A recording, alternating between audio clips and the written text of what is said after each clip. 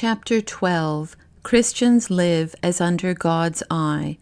and more than all other men are we your helpers and allies in promoting peace, seeing that we hold this view, that it is alike impossible for the wicked, the covetous, the conspirator, and for the virtuous to escape the notice of God, and that each man goes to everlasting punishment or salvation according to the value of his actions. For if all men knew this, no one would choose wickedness even for a little, knowing that he goes to the everlasting punishment of fire, but would by all means restrain himself and adorn himself with virtue, that he might obtain the good gifts of God and escape the punishments. For those who, on account of the laws and punishments you impose, endeavor to escape detection when they offend, and they offend too under the impression that it is quite possible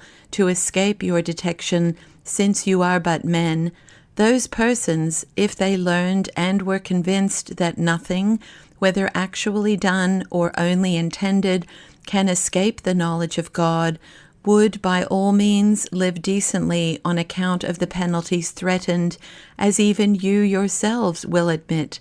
But you seem to fear lest all men become righteous, and you no longer have any to punish. Such would be the concern of public executioners, but not of good princes. But, as we before said, we are persuaded that these things are prompted by evil spirits, who demand sacrifices and service even from those who live unreasonably.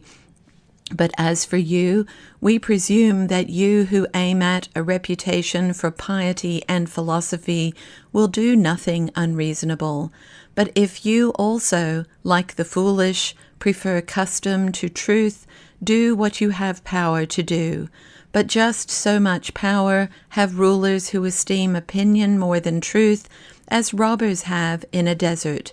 And that you will not succeed is declared by the word, than whom, after God who begat him, we know there is no ruler more kingly and just. For as all shrink from succeeding to the poverty or sufferings or obscurity of their fathers, so whatever the word forbids us to choose, the sensible man will not choose. That all these things should come to pass, I say, our teacher foretold, he who is both Son and Apostle of God the Father of all, and the ruler Jesus Christ, from whom also we have the name of Christians.